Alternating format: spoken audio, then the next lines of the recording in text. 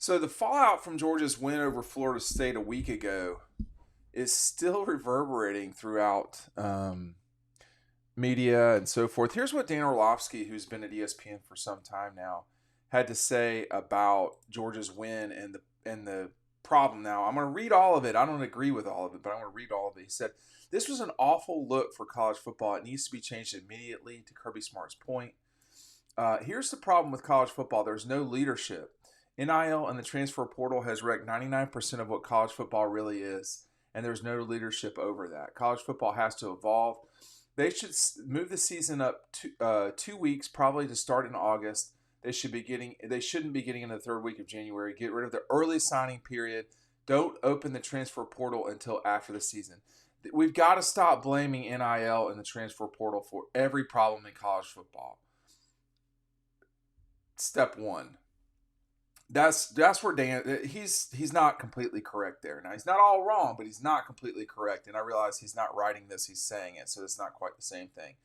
A lot of what he's saying, in fact, the bulk of what he's saying is completely correct. And I'm going to talk about a lot of this because, you know, you know, I care about college football. I've covered it now for 20. This will be the 24th year in 2024. All of the stuff that you're seeing behind me, my house, cars, all that stuff, that's all paid for because college football is healthy, or whatever you want to call it, cause what I do. So I don't want it to change so much that it's not noticeable. But I'll start with what he's got right, and I think there's a couple of things. I will say this first, though. It is curious hearing someone from ESPN who has as much stake or more than anybody else in the world kind of be critical of college football when ESPN has gotten us to this point in many ways. The college football playoff doesn't exist without ESPN. The SEC and its current power structure doesn't exist without ESPN. So, it's not exclusively any one person's fault. But I think that ESPN has to take some blame for this too. But there are some things in here that are just not, intellectually honest. I mean, the NIL and the transfer portal have not wrecked 99% of what college football is. That's not true. NIL just came around.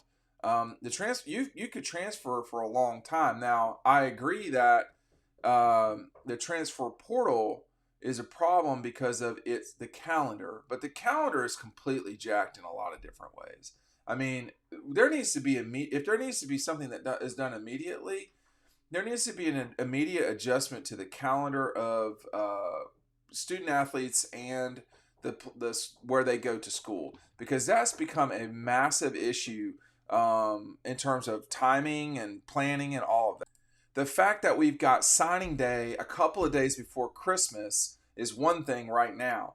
That next year we're going to have a college football playoff game, signing day, Christmas, and then the quarterfinals. This is insane. Now that is insanity, and these are all things that people control. But there is no czar. If there's any czar, I guess it's Bob Iger. I don't know. I mean, it's not the NCAA. They don't control college football in any way. This is a proxy fight between Fox and Disney, and they're not going to agree to things. So anyway, NIL is a whole different ball of wax that is not quite. It's sexy to talk down about NIL. The reality is it's not quite as awful as people are making it out to be. It's just not. And that's all there is to it. I mean, NIL didn't prevent Carson Beck from playing at Georgia. It didn't stop Stetson Bennett or Keeley or, I participated in NIL deals.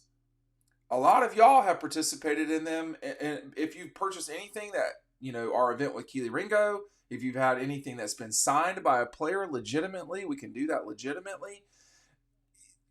That's NIL. That's one aspect of it. But the thing about this, the hypocritical part of all this, not Dan, but the hypocritical part of this is the schools control all of this. The schools can do whatever they want to do. You don't think Kirby Smart?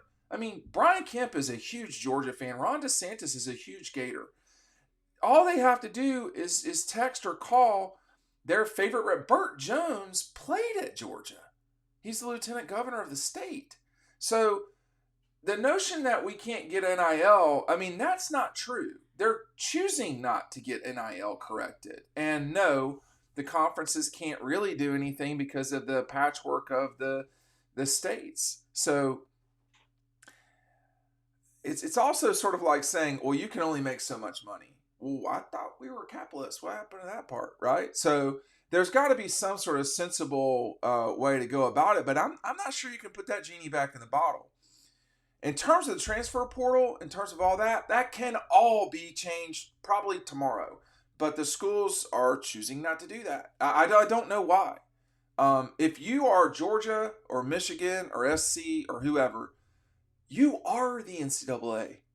It's you.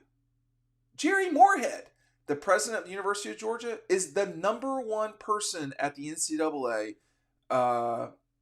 in terms of governance right now. Newsflash. So, I mean, he's the chair, or he has been, and I think he still is.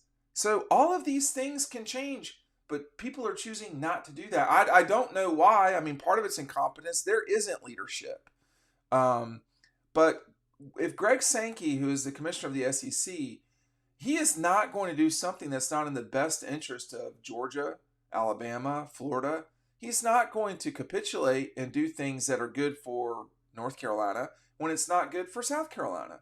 So, Greg has tried, but we are in massive Cold War in college football, and it's not going to change. Now, some of these things can change, I think, and there's really not a problem.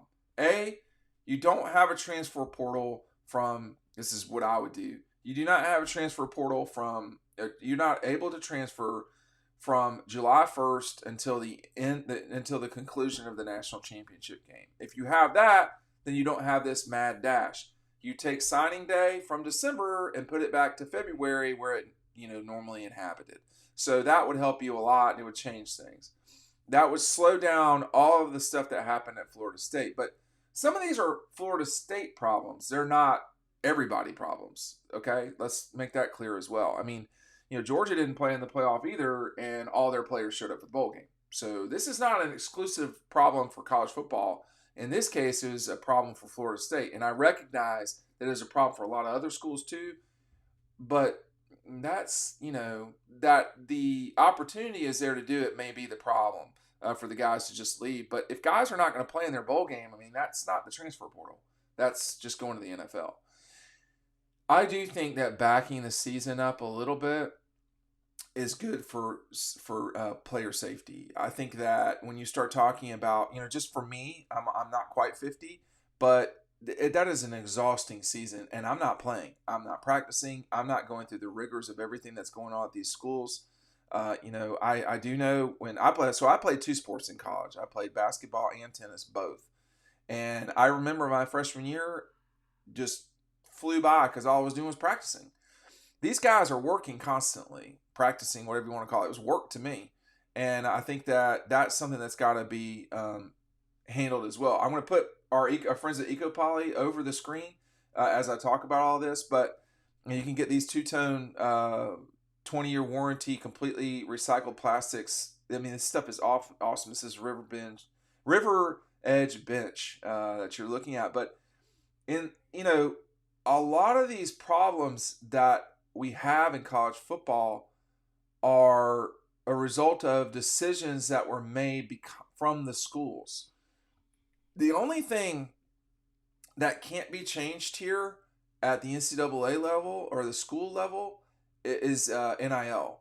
So that is more problematic. That was ruled by the Supreme Court of the United States. I don't know if people picked up on this or not, but that kind of has the final say in American society. So that's not going to change. It can be pulled in maybe, but that would involve federal or statewide. I mean, the 50 states are not going to, and we have 50 different states. Things that are legal in South Carolina, fireworks, are not legal in Georgia. At least I don't know if they are anymore. They never were when I was growing up. In South Carolina, we had mini bottles in college. They're for tax purpose. I don't know. It was so stupid. But different states are going to have different rules. they're not going to all agree with this. And federal legislation, just because you pass it doesn't mean you're not going to be fighting in a lawsuit forever. These schools have to choose these things, and they're not. And this is all because as a result of the schools making horrific decisions for years, acting like the student athletes are something. I mean, acting like they're just straight up student athletes, which they're not. I mean, that's part of what they do, but they work for the schools. Whether anybody wants to admit that or not, I don't know. But we get these sort of hyperbolic statements from people in media, and nothing about college football. Not 99% of what college football is. Nothing about it has been wrecked by 99% of anything. I mean, you're talking about record viewership. You're talking about the sport's never been more popular. So I don't know how you can really quantify. I don't know how you can, with a straight face, say that NIL and transfer portal has wrecked 99% of what college football really is. What is college football? Is it what it was when you played? Because no, it's not like that anymore. And baby, it hadn't been like that for a long, long, long time. This has been about money for a long time. And it was about money when Herschel Walker was at Georgia. So please save your pearl clutching. I mean, the conferences are in control here. It's Greg Sankey and it's the other commissioners whose name I don't know because they keep changing. So this has been about power, which comes with money.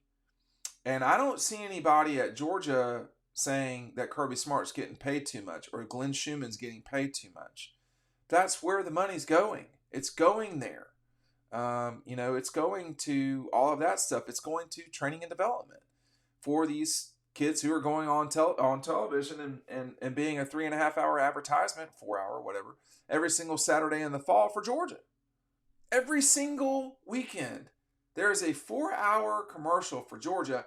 Almost always, those 4-hour commercials are on national television and will be more so as we go on. I mean, I've not done the final math, but probably close to 80 million to 90 million people watched Georgia play football this fall. That's a lot of people. That's a third of the country. Now, those are not all, some of those are not, that's not unique users. But my point is, we have some things to adjust in college football, but the sport is hardly crumbling. And, the transfer portal can be fixed tomorrow. The early signing day can be fixed tomorrow. Do people really want NIL to change? So, because here's what I'd say to you if you do. If you don't want players getting paid, bro, they've been getting paid for decades. And yeah, they have been getting paid hundreds of thousands of dollars for a long time. Maybe not decades, but for a long time. And I'm pretty sure if you scratch the surface at all, you'll figure out who I'm talking about. And you might not want to scratch the surface, to be honest with you. So I think, the doom scrolling of college football is fine. And there are problems. And those problems need to be adjusted. But those problems are not going to get adjusted until, frankly, the SEC and the Big Ten choose to solve those problems. And in order to do that, you'd need Disney and News Corporation, two companies that have no reason to really agree to things until you get them to agree. And I just, it's not really it's not Disney's fiduciary responsibility to get along with News Corp. Now, maybe it will. I don't know. But, we've split this as much as we can.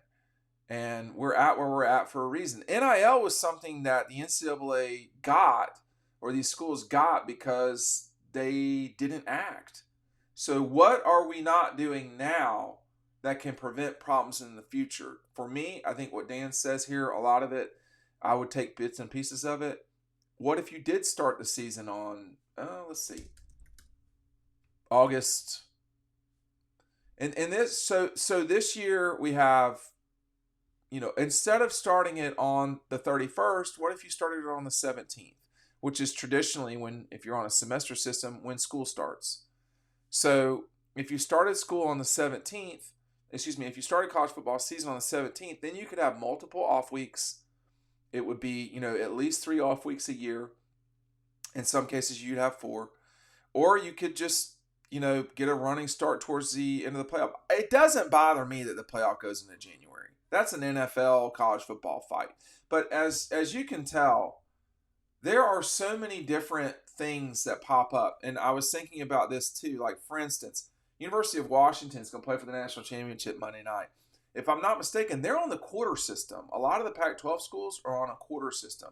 So they would play football games for a month without anybody there. Well, Georgia did that for a long time. So, like, that's not the end of the world either. But who's running this, whether anyone at ESPN realizes it or not, and I know they do, is the conferences, and the conferences run it because of the power they get from their media partners, which are News Corp and Disney, which is ESPN. So I do think that college football has to evolve. It's hard to have that conversation in a 30-second soundbite. I think Dan Orlovsky's got a lot right, but the notion that it's wrecked 99% of what college football really is, that's just not true. And it's not true because just look at the numbers.